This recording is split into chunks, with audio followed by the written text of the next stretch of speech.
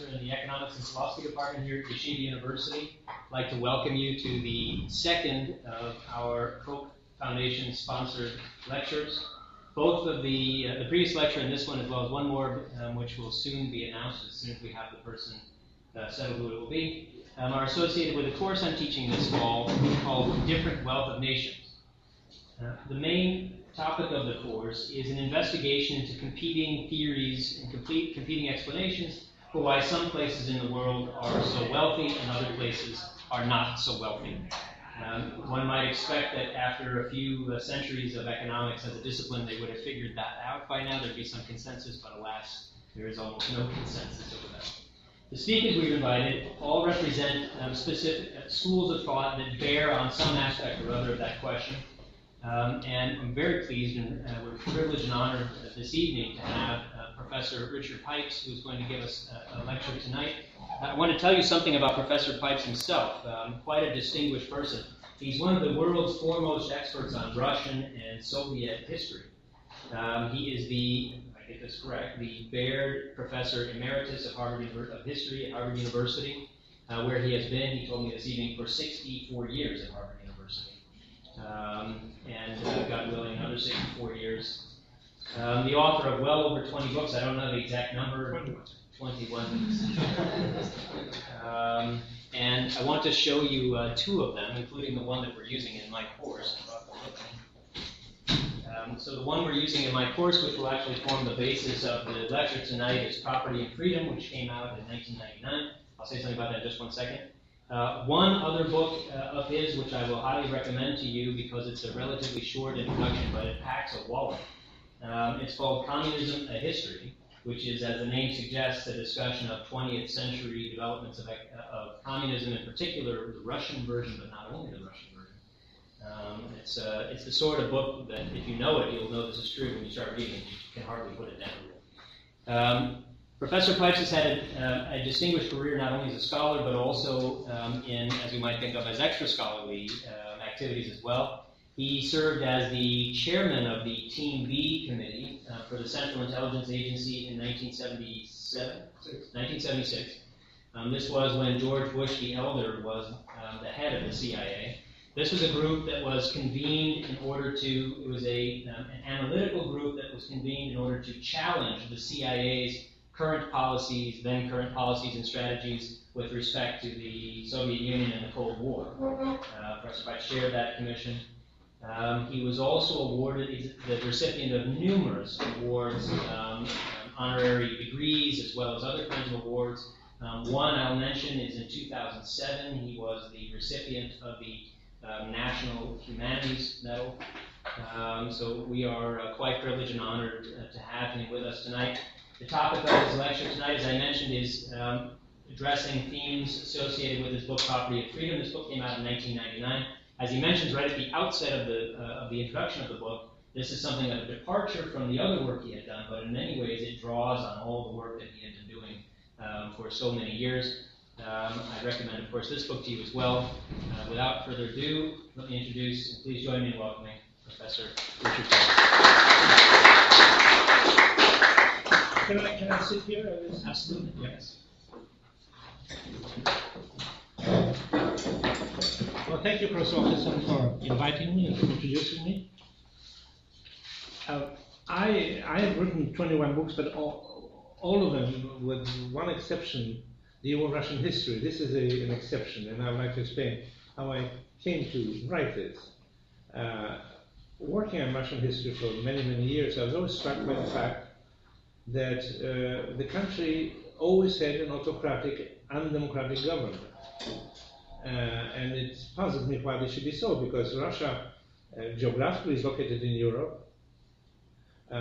Its people are white, they're Europeans, Western Europeans. They speak a European language, Slavic language, and profess Christianity, which is a European faith.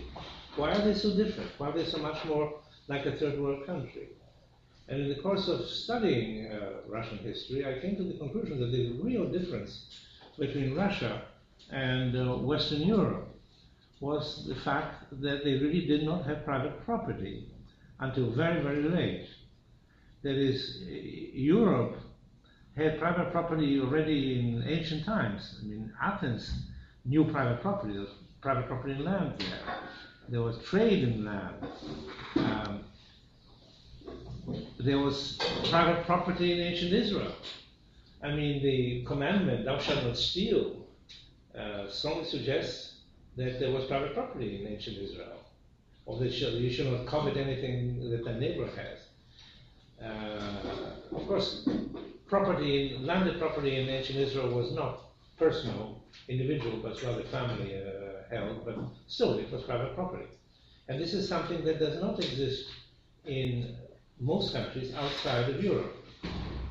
And that caused me to first of all write a book called Russia with the Old Regime, which is probably my most popular book. It came out in 1974 and is now available in Penguin. And then to write this book, Property and Freedom, where I deal not only with Russia, there's a chapter devoted to Russia, but also of other countries. Now, in recent years, there was great awareness that private property plays an immense role in economic progress of a country, that countries which are prosperous usually also respect private property. And there are books on these subjects. I just mentioned a few of them by Douglas North, David Landis, my colleague at Harvard, Tom Bethel. But I have not been able to find any books that stress the importance of private property for freedom. But the plain fact is that property guarantees freedom because it places natural limits to the power of the state. Where property is not known, there you don't have really freedom. I'd like to quote the famous historian of classical antiquity, Moses Finley, who said, I quote, "It is impossible to translate the word freedom, eleutheria in Greek, libertas in Latin, or free men into any ancient Near Eastern language, including Hebrew." I'm told that this may be wrong, but I don't know Hebrew. Somebody told me that in fact the word freedom existed. Or in any Far Eastern language either, for that matter.